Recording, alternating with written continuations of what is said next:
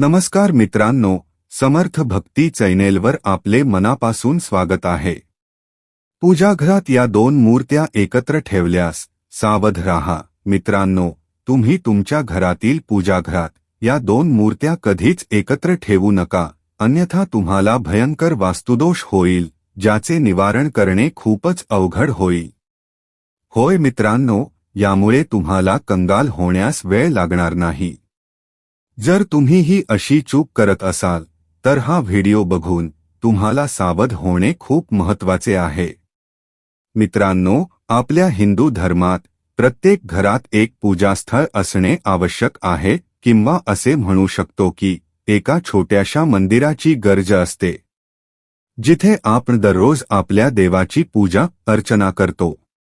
आपण देवाला स्नान घालतो, त्यांना वस्त्र परिधान करतो, त्यांना चंदन लावतो, त्यांना नैवेद्य अर्पण करतो, आणि हे सगळं आपण नित्य करत असतो।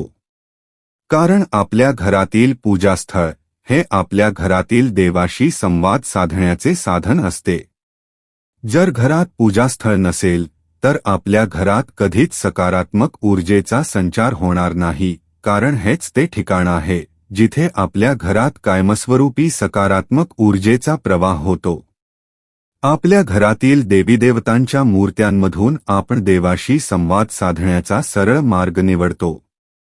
आपण त्यांच्याशी बोलतो, त्यांची पूजा अर्चना करतो, त्यांचे ध्यान करतो आणि आपल्या इच्छांची पूर्तता होण्यासाठी प्रार्थना करतो। परंतु मित्रांनो, बऱ्याच वेळा असे घडते की आपण पूजा केल्यानंतरही आपल्याला त्याचा पूर्ण परिणाम मिळत नाही। देवासमोर नित्य पूजा करूनही घरात सुखशांती नांदत नाही। कुटुंबातील सदस्यांमध्ये नेहमीच वादविवाद होतात, मग तो छोट्या गोष्टीसाठी असो किंवा मोठ्या, त्यामागचे प्रमुख कारण म्हणजे वास्तुदोष।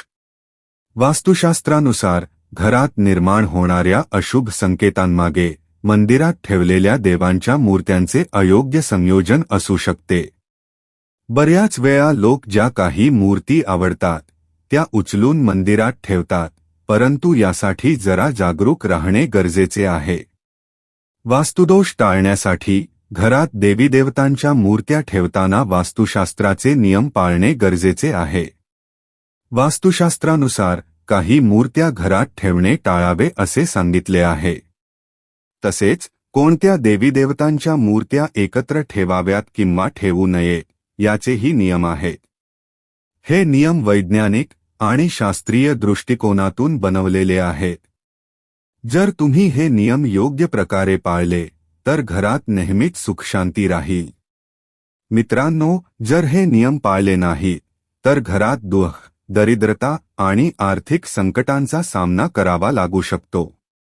घरातील सकारात्मक ऊर्जा नाहीशी होऊन नकारात्मक ऊर्जेचा प्रभाव वाढतो। यामुळे कुटुंबातील सदस्यांमध्ये वादविवाद होतात, निराशा निर्माण होते आणि कष्ट करूनही यश मिळत नाही। म्हणून वास्तुशास्त्रानुसार देवी देवतांच्या मूर्ती ठेवताना योग्य नियमांचे पालन करणे महत्त्वाचे आहे।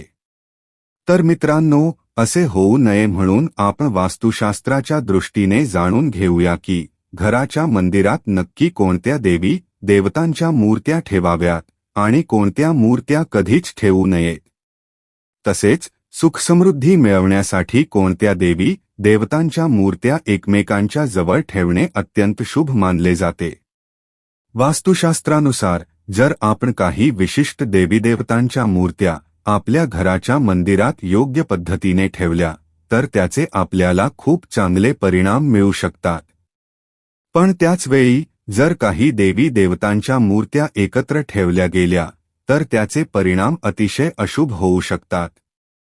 कारण आपल्या शास्त्रांमध्ये काही विशिष्ट देवीदेवतांच्या मूर्त्या एकत्र ठेवण्यास मनाई केली आहे।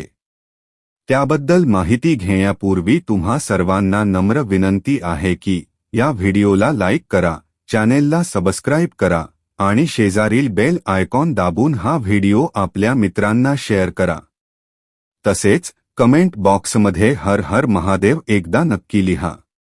कोणत्या देवीदेवतांच्या मूर्त्या ठेवाव्यात? सर्वप्रथम घराच्या मंदिरात गणपती बाप्पाची मूर्ती ठेवणे अत्यावश्यक आहे। जसे की तुम्हाला माहीतच आहे, गणपती बाप्पाला प्रथम पूजनीय मानले जाते आणि त्यांना विघ्नहर्ता देखील म्हणतात. त्यामुळे तुमच्या घराच्या पूजास्थळात गणपती बाप्पाची मूर्ती असणे खूपच महत्त्वाचे आहे. पण लक्षात ठेवा, गणपतीची एकापेक्षा जास्त मूर्ती कधीच ठेवू नका. विशेषतः जर गणपतीची मूर्ती लक्ष्मीमातेच्या सोबत असेल आणि ती त्यांच्या डाव्या बाजूला विराजमान असेल तर ती खूप शुभ मानली जाते.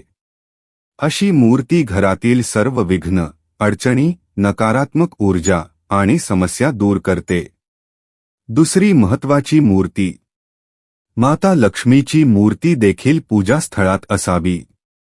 लक्ष्मीमाता धन आणि समृद्धीचे प्रतीक मानल्या जातात. जर तुम्हाला घरात संपत्ती आणि सुखसमृद्धी हवी असेल तर लक्ष्मीमातेची मूर्ती ठेवणे आवश्यक आहे. पण लक्षात ठेवा, लक्ष्मीमातेची एकटी मूर्ती कधीही वास्तूसाठी शुभ मानली जात नाही.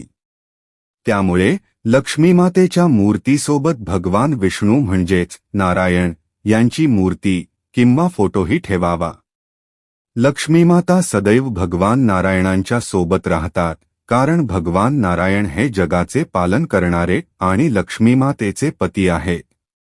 जर तुम्हाला पाहिजे की लक्ष्मीमाता नेहमी प्रसन्न राहाव्यात तर त्यासाठी तुम्ही नेहमी भगवान नारायणांची पूजा आधी करावी.